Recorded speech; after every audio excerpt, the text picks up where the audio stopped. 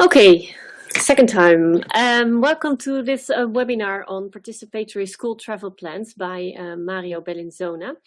My name is Frederike Demmers and I'm the moderator of today. And first I would like to say welcome to our presenter Mario Bellinzona, and also to welcome our participants who are getting in, as I see. The public is very diverse. They come from 10 different countries and we like it very much. So that's good to see. And first I would like to introduce Mario to you. He is a freelance mobility management consultant, a trainer and facilitator. And over the 15 years, he has specialized in school mobility, involving schools, municipalities, offices and associations. And he also creates and trains local working groups that develop and monitor school travel plans through participatory approach. And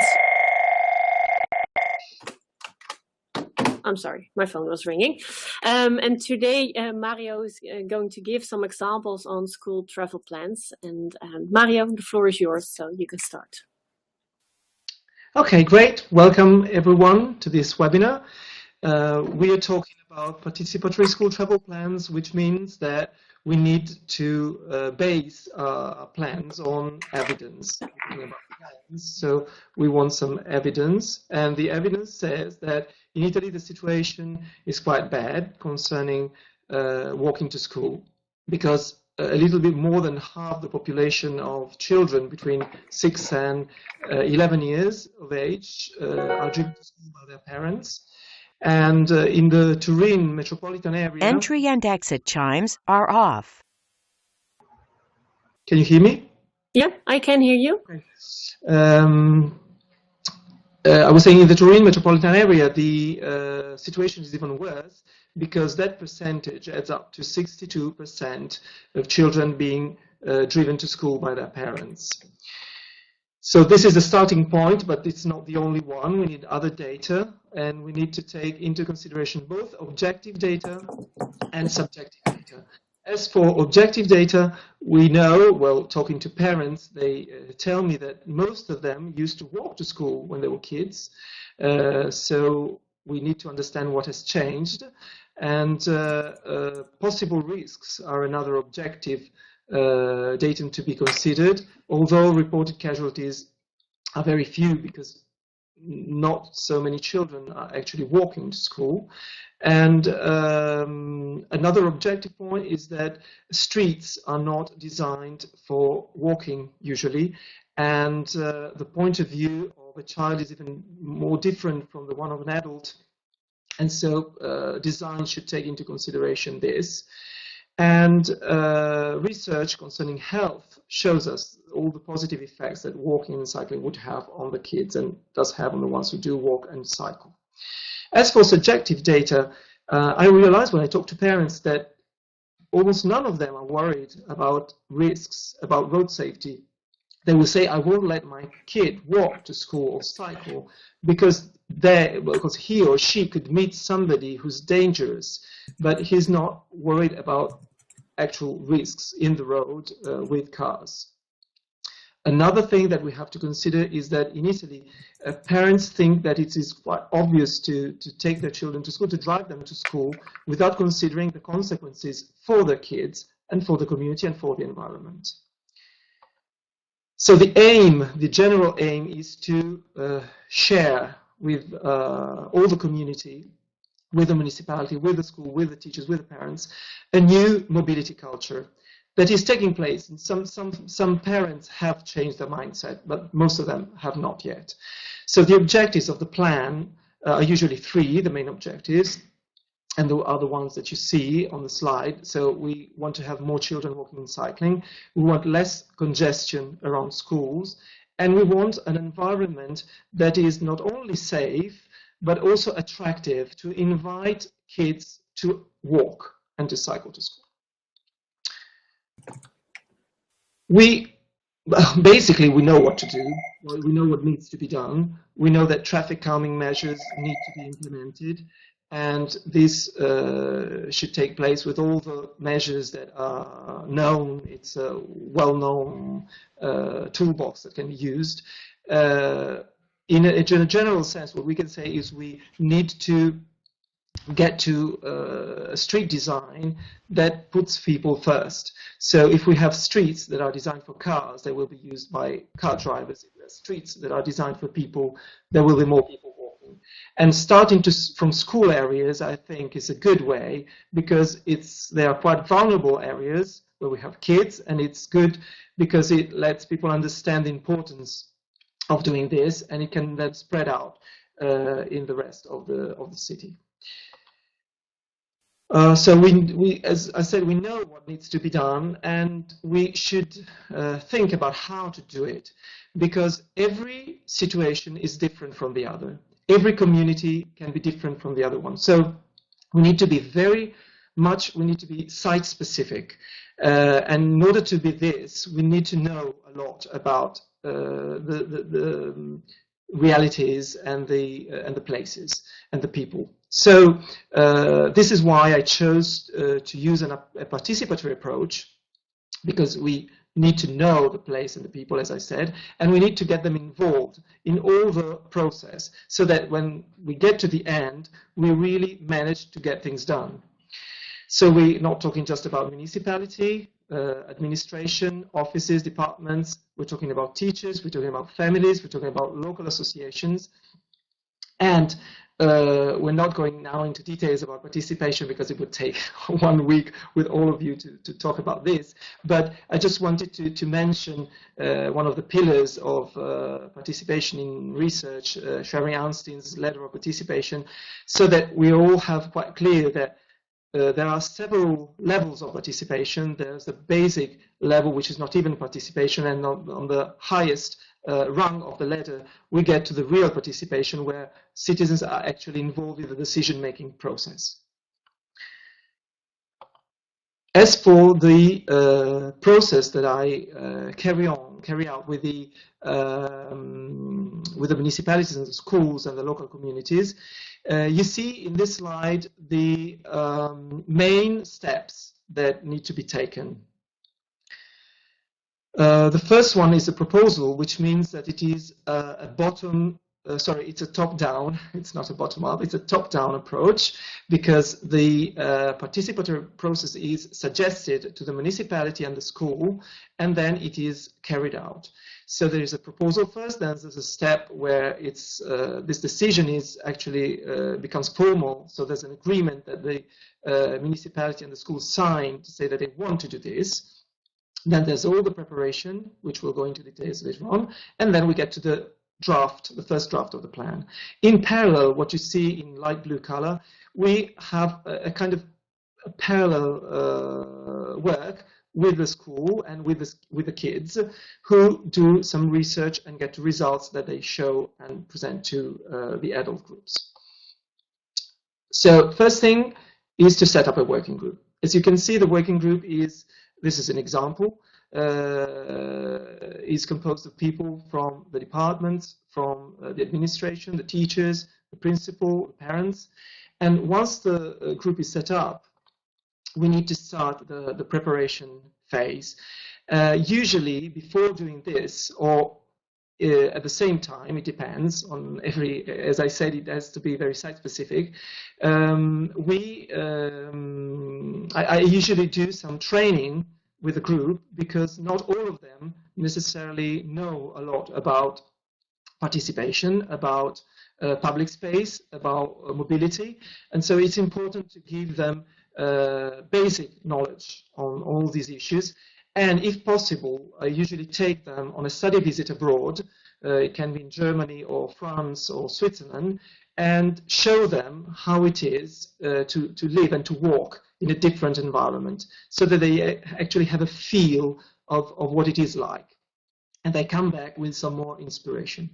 So then we have the first part, which is about defining the area, collecting and analyzing data, and sharing all this data and sharing views on the problems and opportunities. After this first phase, there's a second phase, which is all about defining objectives, and usually actions will be defined according to 4 areas. That is road safety, mainly engineering measures, education, awareness raising for parents, for families, and information in general for the local communities. Then, once the actions are defined for short, medium, and long term, and I mean, as for short, I mean 6 months, actions that will be carried out within 6 months, medium, 12 months, and long term, 24 months.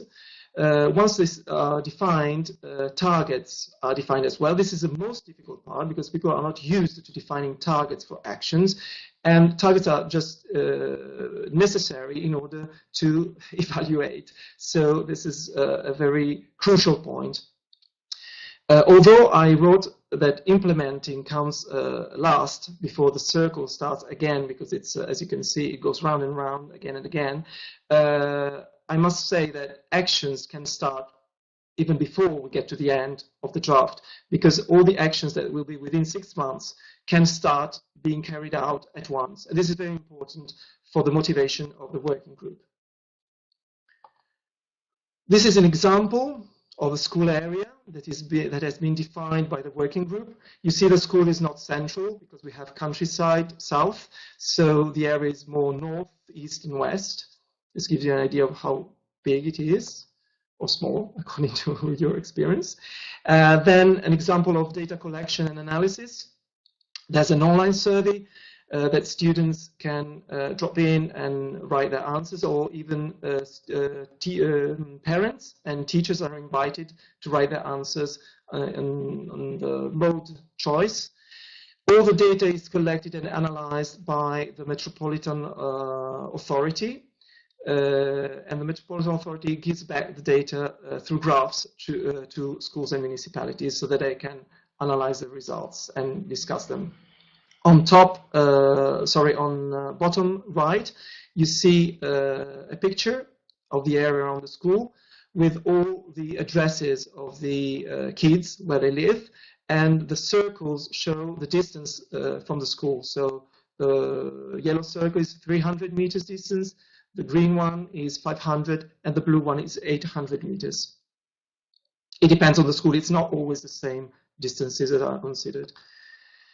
Then there is a very important part. After analyzing all the data that are being collected, the group will do a participatory road safety audit. So I'll take them out, I'll take them around the streets around the school, and we'll look at how the streets are, what the risks are. We can either do it in an open way or with a checklist. It's quite important for them to realize the problems that are there. And once they've realized the problem, I will choose specific images or videos, pictures and videos from other best practices around Europe to show them what can be done from different perspectives. It can be engineering measures, it can be information, awareness raising, education, but it's important to give them inspiration. Then it's actions that need to be taken, can be very different. Here are some examples. On top, you see in front of the school, there's a very large pavement, and it used to be all gray, and car used to park there, although it's a pavement. But now it's on the very first day of school, the new students who came in were invited by the students who had already been there the year before to paint these colorful dots, and now it's clear that it is not a parking and it's no longer used like that. On the right top, you see the typical street closure. On bottom left, you see barriers to protect a walking route, and quite special barriers because you see it's quite childlike, but they had been designed by children in the school, and so the municipality decided to produce them exactly the way that children had designed them.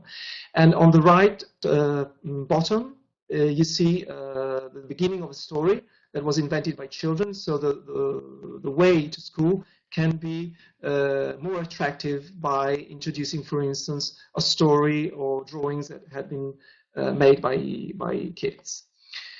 Then we can have more, stronger engineering measures, like a school street. In this street, we have 3 schools, And it used to be a two-way street with no space for walking or cycling, and now it has become a one-way street with chicanes to calm traffic, and the barriers again are not the classical ones, but you see poles that look like pencils, colorful pencils, to show and to tell everyone who is just even passing by that it is not a normal street, it's a special street because it's a school street, and there's more space for walking and cycling. The kids' process, as I said, is similar to the adults' one.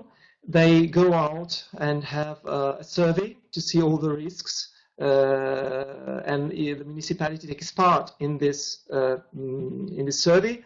The lady you see there works for the Public Works and Environment Department, so they actually have to cope with the fact that the city is not exactly, and the streets are not exactly what they should be, so they have to do it themselves with the kids. And then they usually produce a model of the area around the school using a kit that I produced for them, taking inspiration from UK, from Planning for Real and Can Do participatory methodologies. Then they can look at other experiences abroad. I show them pictures and videos where they can take inspiration from, and they can draw their suggestions on, for instance, black and white pictures of their street or their area. Getting to pros and cons of this process, well, starting with cons, with the negative side, it is clear that in Italy we have a very little culture of active now, because when I'm a parent, I have two kids who go to primary school, and I see that parents, as I said at the beginning, did walk at that time. So nowadays everything seems so dangerous and impossible. And there's also a false idea of freedom. People still think that a car is a status symbol, and they feel free if they have a car. I'm not saying that you don't have to have a car, just don't take your kids to school by car, just let them walk. Going to the middle, we have things that can be seen both as a pro and a con, like habits dying hard. It is a con because when a habit is there, it's difficult to change it. But at the same time, once we have managed to change it, it's good because we think it will probably stay for long. And going to pros, well, participation really helps to get different people on board, different languages, different points of view, and getting at a certain stage to talking in a similar way and trying to solve the problems together. This is quite important. And also experts can be taken in, like traffic psychologists can help a lot to help parents cope with their fears and to have a different approach to this issue. Finally, in this first part of the presentation, I wanted to show some results. Basically, we tend to register a 5% increase in walking every year. So it's not incredible, but I think it's important to be very realistic about this. Every time we talk about change, we need to be realistic.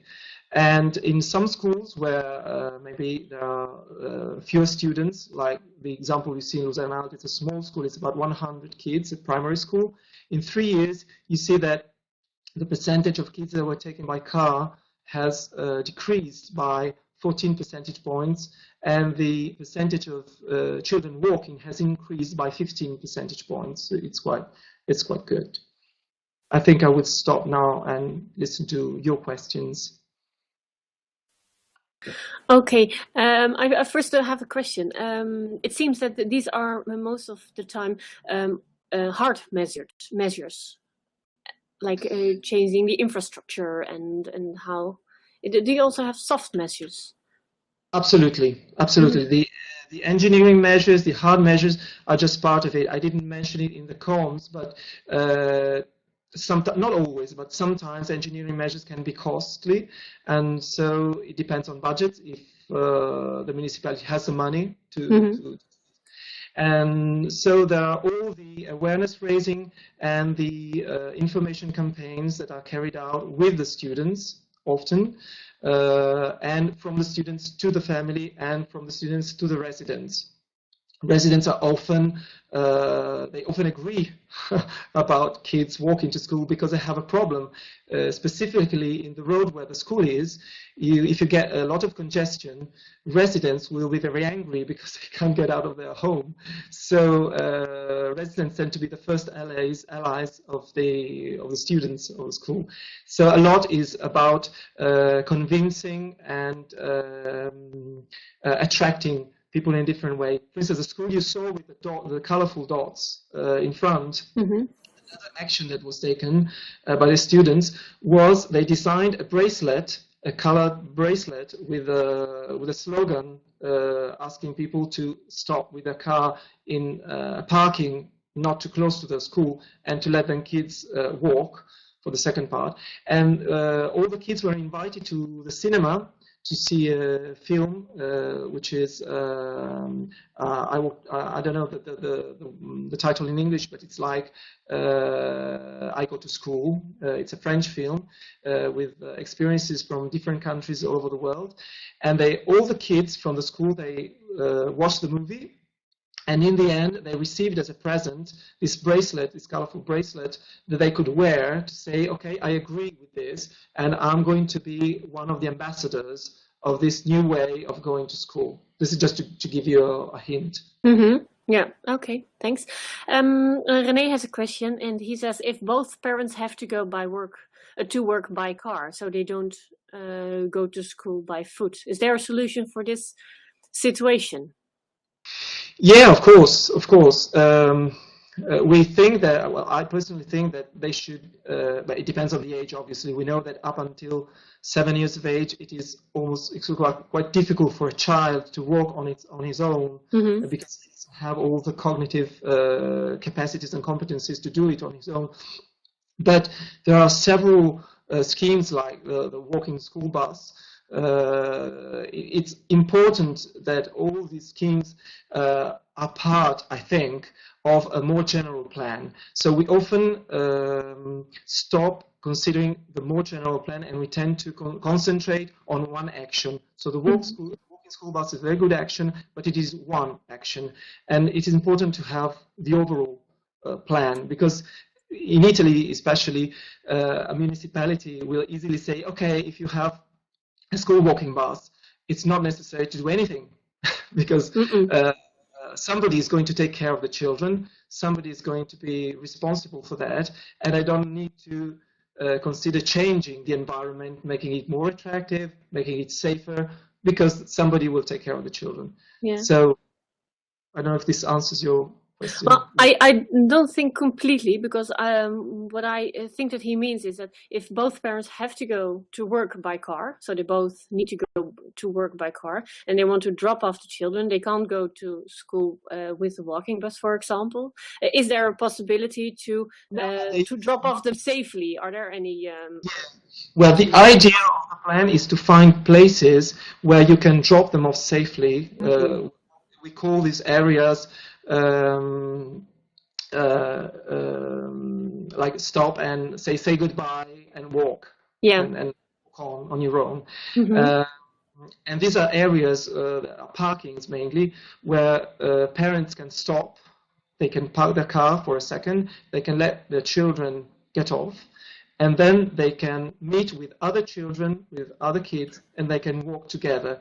And this second part of walking together, so you don't have to be there as a parent, can be done in two different ways. It can be a school walking bus with other parents who voluntarily take a group of children to school, or it can be done on their own if the route is safe enough. You don't need to have an adult taking the kids to school. I don't know if it's clearer as an answer to your question. I think it says better. And do you also have things like in the way of soft measures to inform parents on the options and the possibilities, or try to convince them if they have the possibility of leaving the car at home and come in another way to school with their kids? Yes, absolutely. Once the process with the kids is finished, once they have looked at the problems, they have suggested solutions. There will be two presentations. One is for the steering committee, for the working group, the ones who are more sensitive to the issue, and one is to all the parents in the school.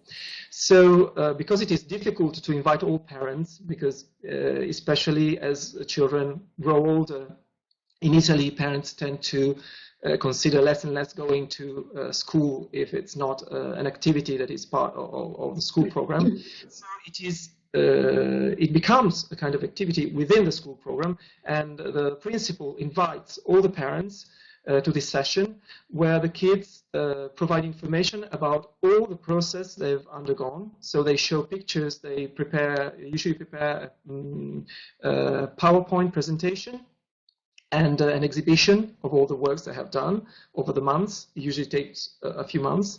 And so the parents come because they want to listen to their kids talking. And it's a perfect time to give another point of view to the parents and to give options.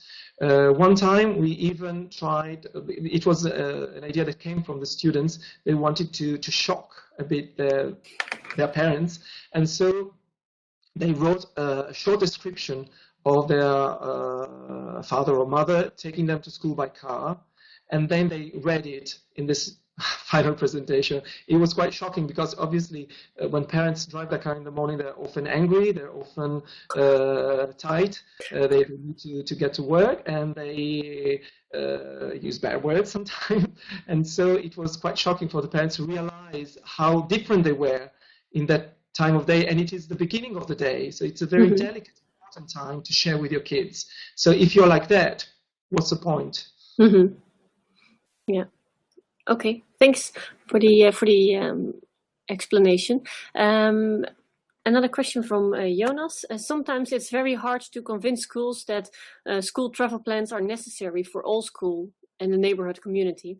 How to encourage them to take real actions? How to influence their thinking? Do you have any suggestions? Well, I think it is very important to give examples of concrete situations, not talking in a general way or without concrete examples. So it is very important to give examples, and it is very important to listen, because sometimes people don't think they have a problem. They will say, we don't need a school travel plan.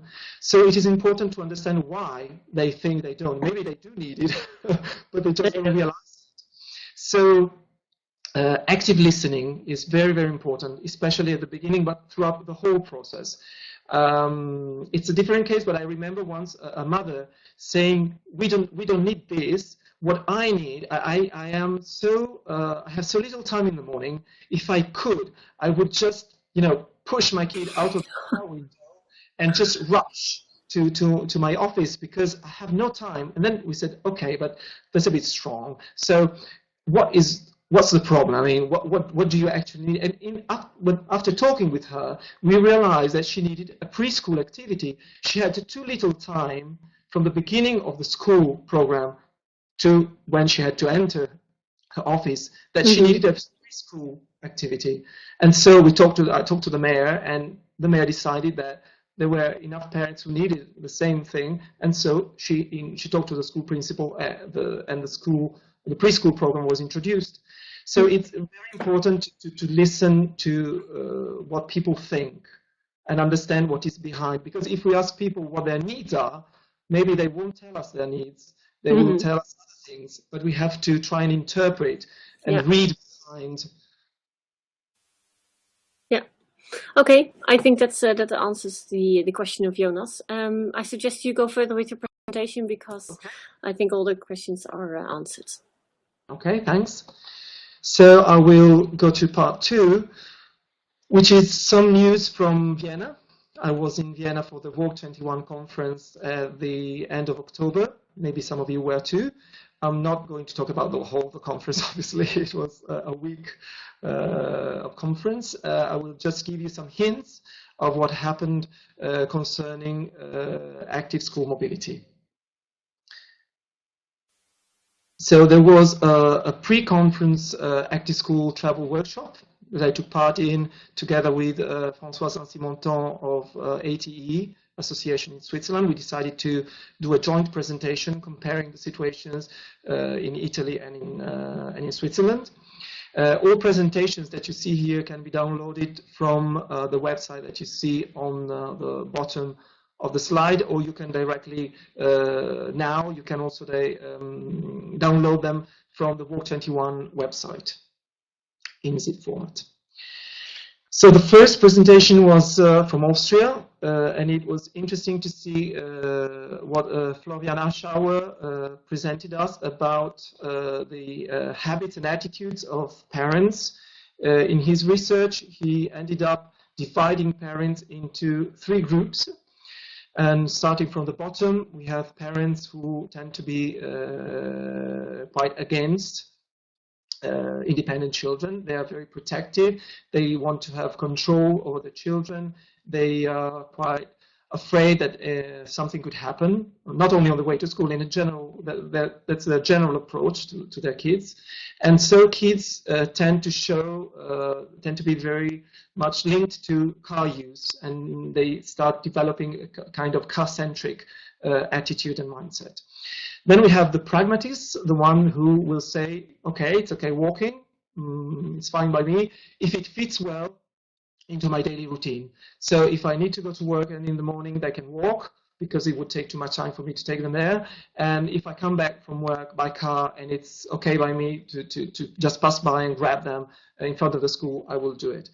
And then the promoters, the ones who want to promote independent and active mobility, usually they are the ones who are active themselves. They tend to walk or cycle themselves, and they have flexible working hours, which obviously helps. If you want more information about the presentation, you just need to write an email to the presenters. Slovenia, with the Institute for Spatial Policies, showed us how important it is to consider the urban environment linked to the mode choice. Because in Ljubljana, for instance, they have very different urban environments. On the left side, you see the compact inner city, the historic city. In the middle, you see the districts that were built in the 60s and the 70s with blocks of flats and a lot of green areas, roads for traffic, and ways for cycling and walking, separated. And on the right-hand side, you see the districts that were built afterwards. It's a kind of urban sprawl, and often you have no pavement, and so it's quite a different situation. So it says it's important to consider also where the kids are living and what possibilities, what opportunities they have to safely walk to school. Switzerland, as I said, we did the presentation together. This is the scheme of the school mobility plan that they carry out in Switzerland. The steps are quite similar. What they do is once all the analysis is made and all the data is given back to the families with a brochure, they write recommendations on different levels, and they give them to the school and to the municipality in order to spur them to actually take action on the various levels. Bangladesh, it's a completely different situation, as you can imagine. It was quite interesting to compare, not to compare actually, but to exchange practices. And in their case, most of the kids walk to school. In fact, they don't have a problem about walking. They have a problem about road safety. Road safety is an issue. Children do walk, but they walk in an unsafe and dangerous environment. So they tend to engage parents. The main issue of the workshop was how to engage parents. And so the way they do it is to through information, through kids themselves who go back home and tell their parents about this, and inviting parents themselves to meetings at school, and organizing simple things like rallies, for instance, showing how important it is to have road safety and trying to get the municipality on board on this issue. Then we had Switzerland again on the walking school bus. We talked about this a little bit earlier on. It's one of the actions, as I said, that can be part, and usually is part of a school travel plan. There's all the information that comes at the beginning with the schools and through the school to the families. Families are engaged in directly because the best school walking bus are the ones who are run by the parents and not by cooperatives or other bodies. And it can also be a way to tackle more general issues like children's rights, for instance. In this case, well, these schools are in Geneva, so they had the opportunity to go to the offices of the United Nations organization on the day celebrating children's rights, and they could take their point of view on school mobility and their right to a safe and independent mobility. India again is quite a different situation. In this case, the cities that were presented, the three cities that took part in this project, the kids, most of the kids take the bus. I didn't put the picture of the bus, but I suggest that you download the presentation, and you should see when I talk about the bus, it's quite different. It's quite different from the idea of bus and a school bus that we have, and it's overcrowded and it's really different. What they decided is that kids who live within 2 kilometers from the school should not take the bus, and this was decided top down. So the municipality and the school decided this. The school buses no longer stop within 2 kilometers. So they just have no choice. They can only walk or cycle. But the point is, it was a top-down approach. Parents accepted it because a letter by the principal, which would not be as accepted in Italy, was perfectly accepted there. And the principal started cycling too. So this gave the good example of the most important person in the school, and it was accepted well. Well, UK has a long history of walking. So Living Street is one of the main associations. Jenny Wiggle told us that they've just launched these two apps. One is augmented reality app, and the other one is for secondary schools.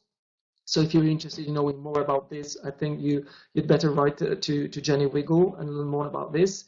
Certainly their campaign has now reaches, as you see, over 13 million people, so it's quite a huge campaign.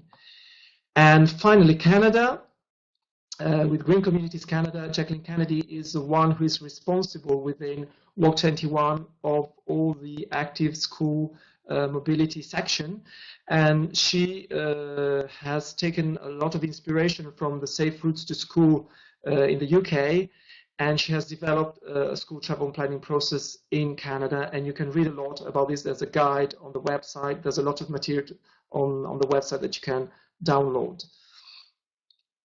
I think I will finish with some ideas about possible future scenarios. First thing is building networks. I think we, all practitioners who deal with the issue of active school mobility, need to get together, and not only on a local or a national level, but as we're doing today, on an international level. I think it's quite important if we want to be stronger in addressing this issue and in lobbying with the European Commission as well, to understand that this is part of, obviously, of all the mobility management issues, but it is also a very specific one. So it needs to be addressed in a specific way. Exchanging best practices is what we're doing, and we need to do it more and more, over and over again. And also creating a network of municipalities and or of schools could be useful, because as time goes by, people tend to lose momentum. And so it's important to give motivation and inspiration all the time to people who are working on these issues. And finally, I think that working on school travel plans is a good start. As I said, we can start from school areas and go on with the rest of the city. We can start from school areas and talk about parents' mobility and how they go to work and why they choose, if they choose, because sometimes they think they choose, but it's just a habit, it's not a choice. And so it's a good starting point, and it could also be a starting point to move on and to create sustainable mobility plans in a more general and comprehensive way. I think I will stop here and listen to your questions. Well, thank you, Mario, for the second part of your presentation. Renee asked the question, sometimes it is forbidden to park your car in the neighborhood of schools, even to stop, so children have to cycle or walk to school. Is there a general rule for municipalities? In Italy, we don't have a rule on this, unfortunately, so people can park even in front of a school, and often we still have parking lots in front of schools, which is a problem, because obviously you're giving two opposite messages. You're asking the children to walk, and then you're giving to parents the place to park, which is a problem. That's why one of the usually one of the actions that are taken in a very fast way is the street closure at certain times. So it's a temporary street closures so that you know that for half an hour you cannot even get into the street. Yeah, I understand. And he also says that it's a very interesting presentation, so that's a nice remark for you. That's good. I'm also curious. The payments of the costs for these projects, is it all only paid by the municipalities, or do the schools also contribute? Okay, well, generally speaking, up to now, it's always been the higher authority, that's the metropolitan area authority, that was financing and was funding the scheme in the schools. Yeah. And the municipalities do contribute to it. I wouldn't say in cash, but more with all the work that departments do. So it's actually quite a job for them, because they have to come to lots of meetings. They have to work on their own. They have to design and to draw projects and ideas to change the environment, or they have to organize meetings with the parents. So there's quite a lot to do. So they contribute in this way with their staff to the the working hours. Yeah, exactly. And sometimes materials as well. For instance, paint that was used for the colorful dots was paid by the municipality. Okay. We have to put benches or plants. These can be paid by the municipality. Okay. Schools usually have little money in Italy, and I don't know how it is in the rest of Europe, but schools are having less and less money every year, unfortunately. Expenses for school are being cut down every year. So it's quite hard, and it's immoral to ask schools for money. Yeah, but we can ask them to, organize meetings with parents. We can ask teachers to do things on their own, because the process that I talked about is usually carried out by outside experts, usually architects, who come to the school and help and accompany the kids and the teachers on this process. But teachers can also do a lot on their own, so it's quite important to get them on board. Yeah. Okay, thank you. There are two questions from Haris Ferrando. First of all, he says, thank you. It's a very interesting presentation. And the first question is, do you measure independence, children that walk or cycle to school without parents? No, so far we haven't measured independence. We've tried to measure health. In the sense that, and it always depends a lot on the school and on the municipality, how much they are ready to get involved. And in one case, we had a municipality that had both the administration and the staff from the departments that were really very hot on this, very keen to do this, and we've tried to see if there was a relationship between kids walking to school every day all year long and their presence at school, if they were absent because they were ill. And we realized that kids who were walking every day were very rarely ill during the year. Okay, that's interesting.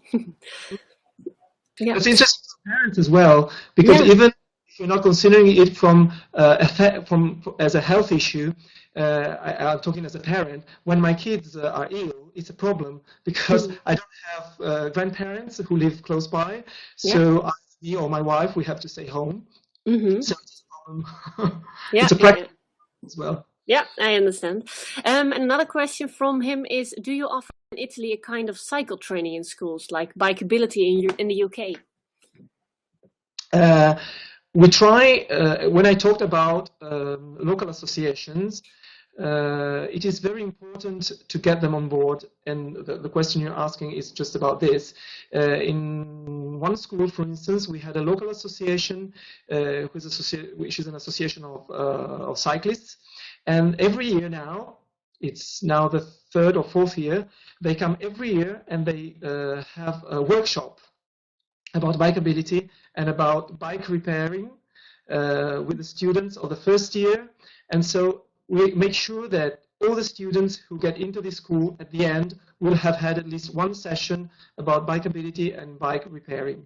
And we also have with schools where children are from 11 to 14 years old, we always have the survey that we do around the school is always done by bike, which changes a lot, the perspective. Okay, thanks. A question from Katarina Evans.